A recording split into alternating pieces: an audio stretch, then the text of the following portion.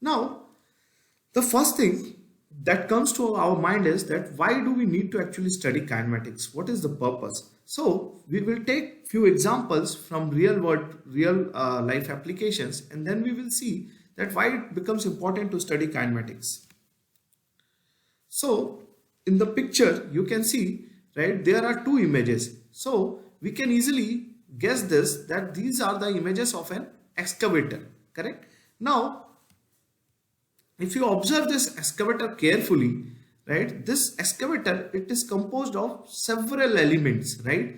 So when I say elements, now if you see in this image, right, so this excavator, it is composed of several arms, if you see here. So there are basically two arms. Now these arms, they are basically driving this bucket, right? Now from here, if you see this bucket, right, for a specific operation, let's say digging or lifting some mud, right, we need to produce a desired motion of this bucket, right? Now if that is required, then actually this arms and buckets, they have to be structurally designed in a very proper way, and the connections or joints between these arms, right, it needs to be defined accurately so that this bucket, it can be rotated or it can be given motion in a specific manner. So that's why the study of this course, kinematics of machines, it becomes important.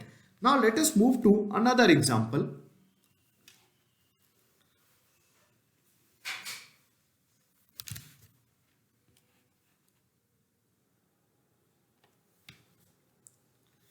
Now if you observe what this structure is looking, right, so you can see this is a structure, right, which is basically mounted over the top of electrical trains. The purpose of this structure is simple. It is simply to transfer the electricity from this overhead wires to the electric train in order to propel the vehicle.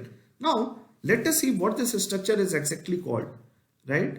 So if you see, this structure is generally called as catenary system, right? Now a catenary system is nothing, it is an assembly of a structure which is generally called as pantograph and overhead wires, and obviously the purpose I told you that it is used to supply electricity to a electric rail vehicle.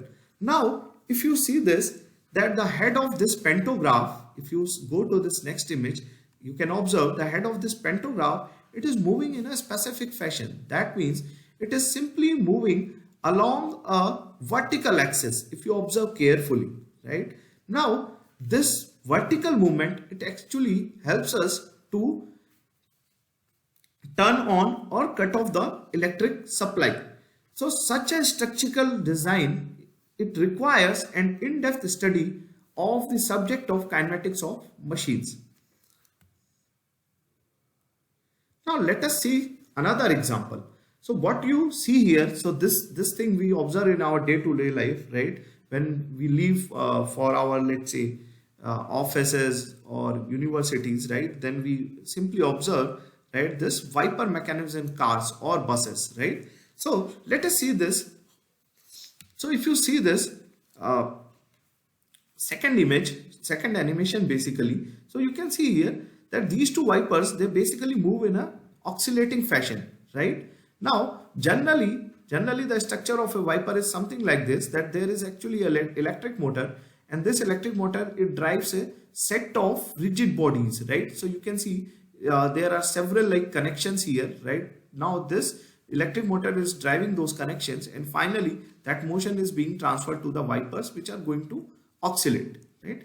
Now again the idea is that if you need to construct such a mechanism, right, or such a system, so that it can be used to, right, produce a specific motion of the wipers, then the study of this subject, kinematics of machine, it becomes important. Now let me just take one example from the manufacturing industries, right? So how are they using the concepts of kinematics of machine to build robots, right? So let's see this. So let me play this video.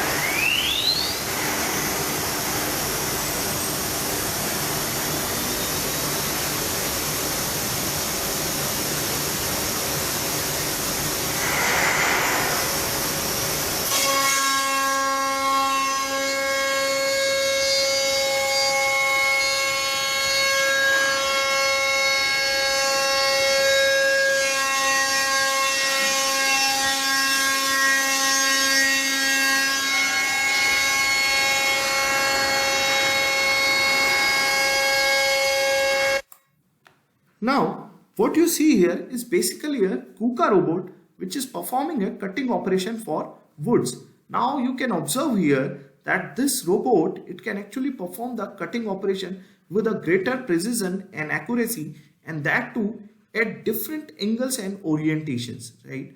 So the design of such a system is actually very complex, and if you want to create such a system, then you need to have an understanding of the subject kinematics of machines, right?